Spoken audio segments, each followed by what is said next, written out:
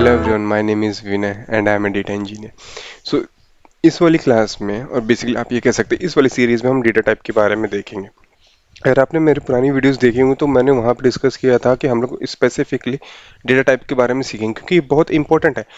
ये specifically sequel आप relate कर सकते हैं, बट इवेंचुअली जब आप आगे पाइथन या फिर कोई और लैंग्वेज सीखें तो वहाँ पे भी सेम चीज़ें आपको सीखनी पड़ेंगी। इवेंचुअली अगर आपको पहले से नॉलेज होगी you can gain lots of information from this video as well. ठीक है, तो आज की वीडियो में हम न्यूमेरिक डेटा टाइप के बारे में पढ़ेंगे, फिर उसके बाद आने वाली कुछ वीडियोस में न्यूमेरिक हो गया, फिर कैरेक्टर वाले स्ट्रिंग बेसिकली और भी बहुत सारे डेटा टाइप्स हैं उसके बारे में सीखें। सो हम इस वीडियो में बात करते हैं कि हम लोग स्पेसिफिकली क्या क्या सीखने वाले हैं और कितने टाइप के हमारे पास डेटा टाइप हैं। यहाँ पे डीडीएल की बात करी थी, तो डीडीएल क्या था? Data definition language. यहाँ पे हमारे पास एक कमांड थी जो कि क्रिएट थी। ठीक है, अब क्रिएट क्या करता था? टेबल डेटाबेस क्रिएट करता है, आपका टेबल क्रिएट करता है, इंडेक्स क्रिएट, बहुत सारी चीज़ें करती है। बट हाँ, स्पेसिफिकली जब मैंने बात कही थी कि जब हम लोग टेबल को डिफाइन कर रहे होते हैं तब हमारे पास डेटा टाइप होता है। जैसे कि लेट्स से आपके पास एक कोई लेट्स से सैलरी का टेबल है, उसमें एक लेट्स से कि ईएमपी सैलरी करके, ठीक है, एक कोई कॉलम है तो मैंने उसके आगे इंट लिखा हुआ है। ठीक है, या फिर डेसिमल लिखा हुआ है, या फिर बिग इंट लिखा हुआ है। ठीक है, या फिर इंट लेट्स से कि बिट लिखा हुआ है। ठीक है, तो हमको ये चीज कैसे डिफाइन करनी है वो चीज को हम देखेंगे। इवेंचुअली जो यहाँ पे बिट है वो यूज नहीं होगा। क्यों यूज नहीं होगा अभी देखते हैं। बिग इंट यूज कर सकते नहीं कर सकते? कर सकते, बट हम यूज नहीं करेंगे। डेसिमल ऑफ कोर्स करेंगे, इंट भी कर सकते हैं, बट ये सारे सिनेरियोज होते हैं। ये टोटली आपके ऊपर डिपेंड करता है आप किस तरीके से करेंगे इवन। ठीक है, अब आते हैं सीखते हैं कि कब कौन सा डेटा टाइप यूज करेंगे। ठीक है, अगर आपको ये पता है कि आपका पर्टिकुलर कॉलम 1 और 0 के बीच में होना चाहिए। फॉर एग्जांपल आपने बोला ये आदमी पास है या फेल है। ठीक है, तो आपका क्या आंसर है? यस और नो में आएगा, या फिर 0 को मैं 1 पे 0 कर देता हूँ, हाँ जी पास है, और 1 को कर देता हूँ फेल है। तो आपको जब इस तरीके का पता फ्लैगिंग करनी हो, ठीक है, बुलियन स्पेसिफिकली होता है ये, ठीक है, तब आप बिट का यूज करेंगे उस वाले पर्टिकुलर डेटा टाइप में।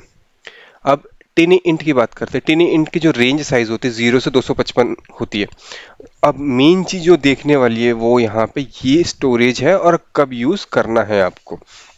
जैसे कि अगर मैं बात करूं 1 बाइट, यहाँ पे क्या डिफाइन करता है? लेट्स से कि अगर आपके पास 10 बाइट की मेमोरी है तो उसमें से अगर आप टिनी इंट यूज कर रहे हैं तो वो 1 बाइट की स्टोरेज खाएगा। ठीक है, इसी वजह से अपन को डेटा टाइप को बहुत ध्यान से यूज करना होता है। अगर मैं टिनी इंट की स्पेसिफिकली बात करूँ कब यूज करना है, जब आपके नंबर्स पॉजिटिव हो। ठीक है, जैसे कि एग्जाम्पल एज हो गया, लेट्स से 100 की एज है किसी की, देन वो हो गया।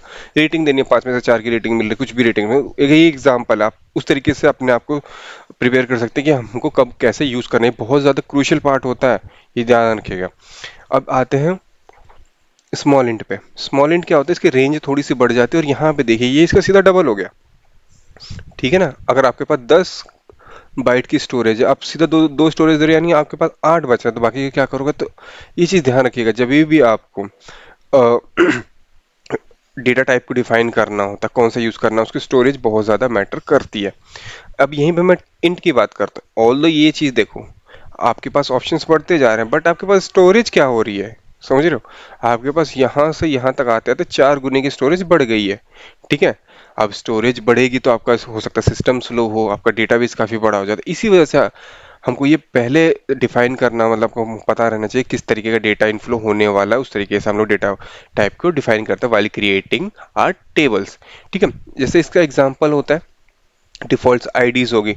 मान के चलो मेरे को पता है कि 1 2 3 4 इतना आएगा। ठीक है, अब मैं यहाँ पे बताऊँ ये यूज करूँ कि ये यूज करूँ।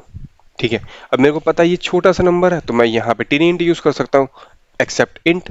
ठीक है, बट यहीं पे मेरे को पता है कि आईडी ऐसे कुछ स्टार्ट हो रही है 1 2 3 4 5 6 7 ऐसे तरीके, तो आप ये इंट यूज करोगे। ठीक है, अब आता है बिग इंट पे। बिग इंट का मतलब सिंपल सा यहाँ पे दिख रहा है, इसका ये बड़ा भाई हो गया, यानी बड़ा है इससे, स्टोरेज में भी डबल है ये। ठीक है, तो आप यहाँ पे ये चीज कर सकते हो।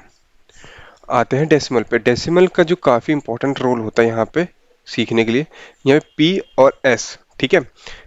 पी का यहाँ पे होता है प्रिसिशन, और एस का मतलब स्केल, मतलब आपको कब तक डेसिमल के बाद वैल्यूज दिखानी है। मेरे को मान के चलो, मेरे को इस तरीके का 100.198 इस तरीके का दिखाना है।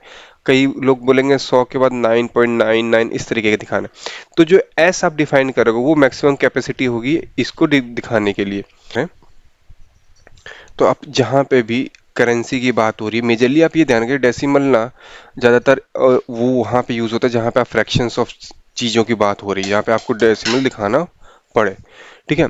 अब आते हैं स्मॉल मनी पे। आप सिंपल से देख सकते हैं यहाँ पे इसका जो डेटा टाइप, जो बेसिकली स्टोरेज टाइप है, टाइप सॉरी, स्टोरेज की जो यूजिबिलिटी वो आधी हो चुकी है। तो सिंपल सी बात है, जहाँ पे आपको दिख रहा हो स्मॉल करेंसी है, अगर एग्जांपल दूं, लेट्स से आपको पता है कि एक मेरे पास स्मॉल बैंक है जिसमें मैक्सिमम कैपेसिटी ही मेरी 1 करोड़ की है या फिर 2 करोड़ की है, तो आप उस तरीके का डेटाबेस डिजाइन करोगे आप अपना, ठीक है। टेबल्स को डिजाइन करोगे जहाँ बड़े बैंक है जैसे आईसीआईसीआई हो गया, ठीक है, एचडीएफसी हो गया, वहाँ पे हजारों करोड़ रुपए, लाखों करोड़ रुपए हमेशा पड़े रहते हैं।